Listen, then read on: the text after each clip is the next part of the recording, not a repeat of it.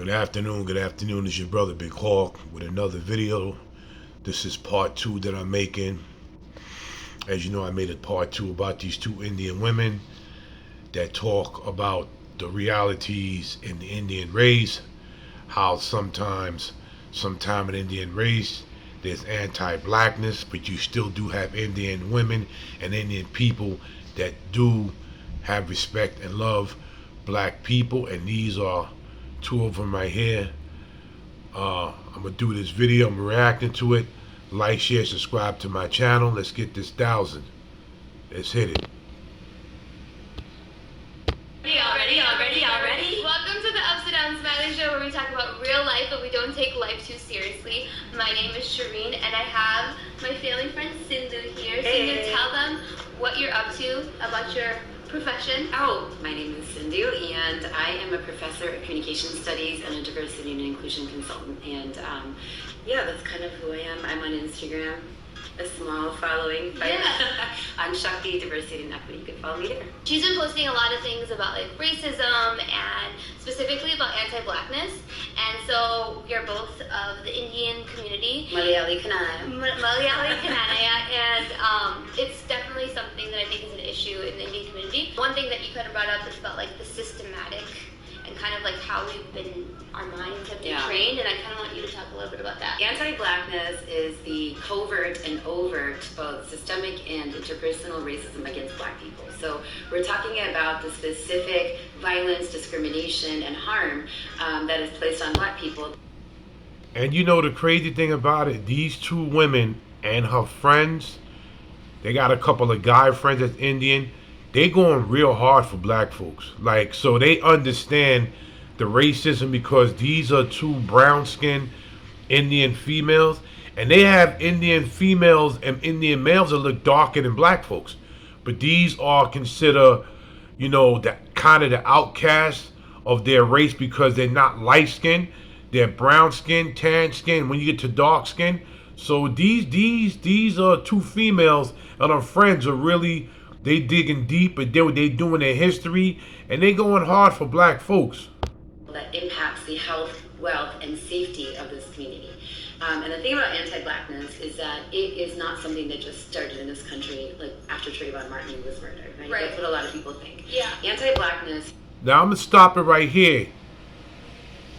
You cannot blame the whole Indian race, and you can't blame the whole white race on what evil white folks do and what evil Indian people do against black folks. You can't do that because they don't all think like that. Okay? Because we all one human race, if you think about it. You understand? So just because I'm making these videos, don't think, no. Do not disrespect Indian people and do not disrespect white folks that do stuff like this. You just gotta go with the flow and pray for them. Let's get it. Has been embedded in the fabric of the society, so it's been designed to fit into our society. Yeah. And you won't know that unless you really study history, and I recommend that you really take a deep dive into history. I can't do that in 10 minutes now. But if you just go back to the 1600s, right, when slavery started, for 250 years, black people were enslaved. They were treated worse than we would treat like a stray dog, right? Yeah. That's the reality of it. And when slavery was abolished, there was about 10 years where black people were free, and the idea was that black people are genetically inferior than white people. And I think a lot of people think about like, oh, slavery was so long ago, but it wasn't that long ago. Yeah, and I mean, it started a long time ago, but didn't end that long ago. Yeah. And 10 years after slavery, we had the Jim Crow laws. So and it's amazing how these two Indian women go into slavery, know how long it had lasted and started and where it began, and they know about the Jim Crow law. They're very knowledgeable. These are the type of Indian people that you have to get with, sit down and bond and talk to. You understand? Jim Crow laws were separate but equal, but don't let that fool you because there was nothing equal about black people. So for 100 years, separate but equal Jim Crow laws were put into place. And basically what that meant was segregation, right? So black people were inferior, so white people couldn't mix with them. So here we had, separate schools, we couldn't take the same bus, separate bathrooms, separate libraries, separate medical facilities. 99% of the time, those facilities were not equal, right? I'm an educator, so I know that in the South especially,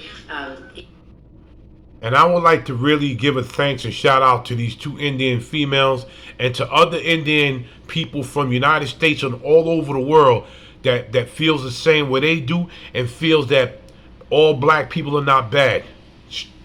Period.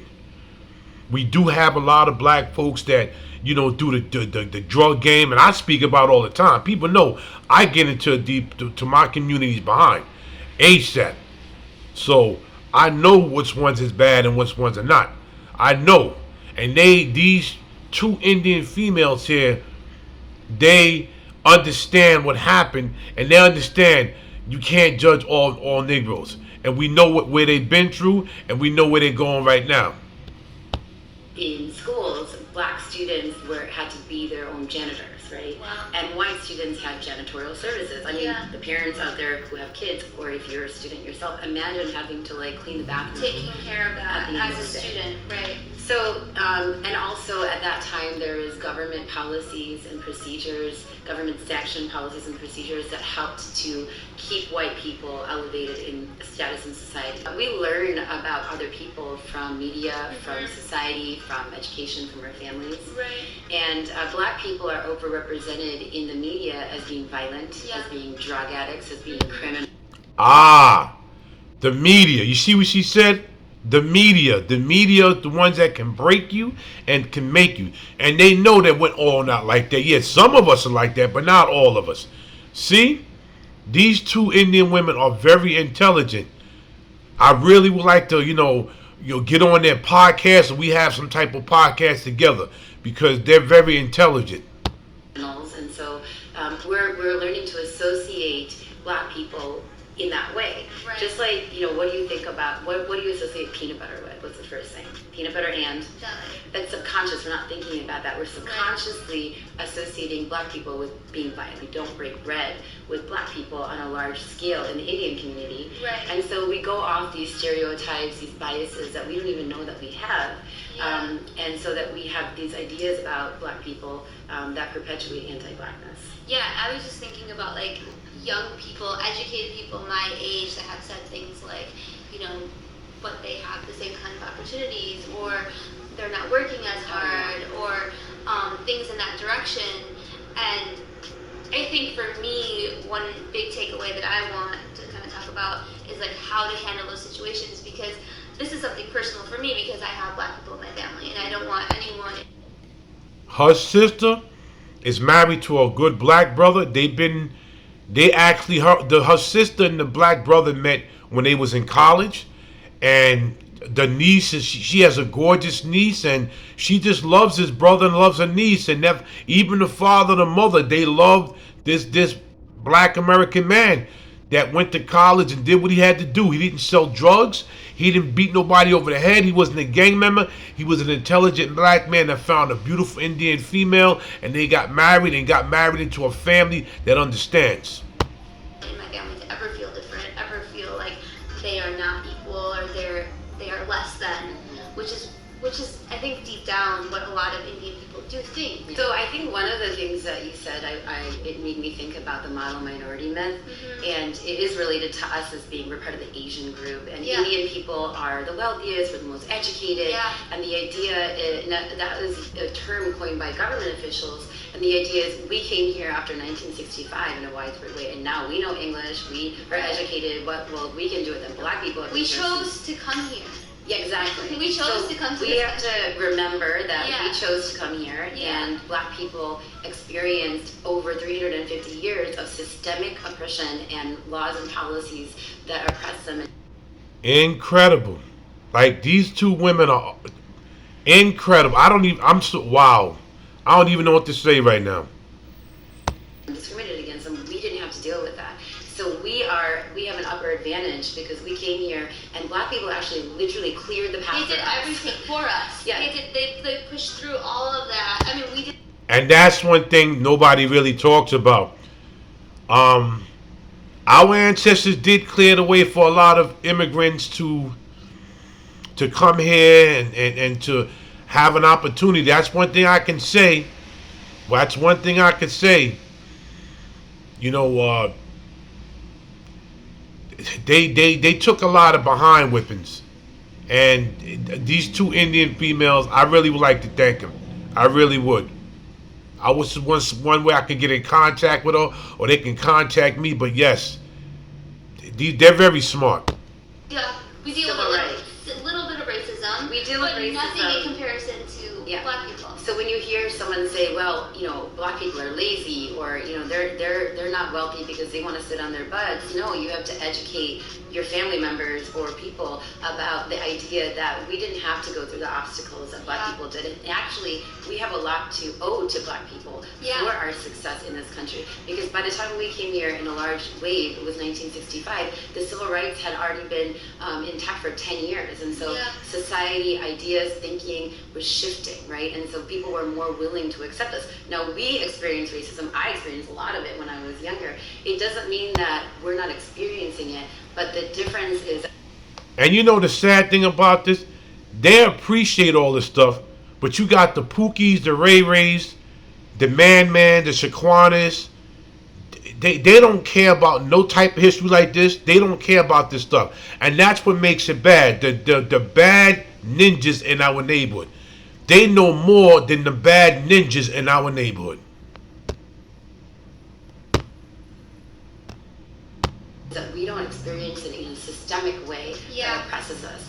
Someone calling me Sindhu the Hindu hurt my feelings, but it didn't stop me from having widespread opportunity. We don't dismiss and dismantle stereotypes until you actually get to know people. I remember when my parents came back from your sister's wedding, my dad was like, oh, those people are amazing. They're just like us. They're good people. I mean, that was, I don't know how many years ago since they got married, but like a long time. 15 years ago. 15 years ago. And I remember my dad being like, they're great people. And because, our parents have been friends for like 40 something years. So if his friends. See, in my situation, when I went to school with all race of people. This is why I'm not condoning that prejudice. I went to school with all race of people. And one of my best friends was Indian. His name was Renji. Very good family. They didn't judge. He didn't judge. And to be honest, my friend Renji was darker than them. And he was Indian. He was darker than them. And the family was beautiful. He was beautiful. I grew up with a whole range of a rainbow coalition of people. I grew up with everybody. But like I said, one of my best friends was Indian. His name was Renji, and darker than them. Are allowing and accepting his daughter to get married, and they met them. They were able to disrupt stereotypes, but that wouldn't have happened unless they sat down and they'd exposure to them. Right. So that's another thing, is breaking bread with people and just getting to know people. And a lot of times, I do a lot of this work with just multiracial people, and they say, well, I don't have access to black people. Bullshit. I'm sorry.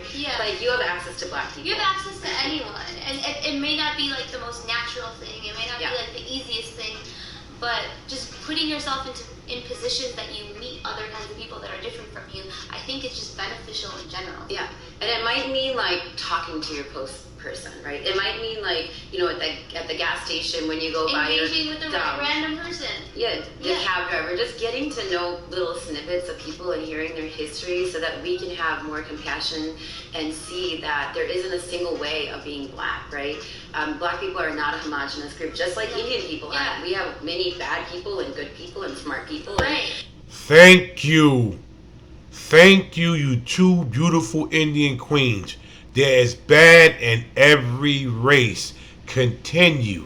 It's the same thing with Black Americans, and and I think that we have to remember that we are not better than other people. No. We tend to be ethnocentric as humans, right? It's not just Indian people, and we also self-segregate, and we think our way is the right way, but our way is just the different way. Right? Yeah, and I think a part of that is probably to maintain tradition, maintain culture, and that can be done by still, I mean, we live in America. Yeah. And so people look different, and Yeah. we need to learn about the people around us so we can be good community members, so we can be good neighbors. Yeah. Things are just going to continue to change when we have children and whatnot, and want them to. If a lot of people thought like them, there will be no prejudice. Prejudice will not, and racism will not exist.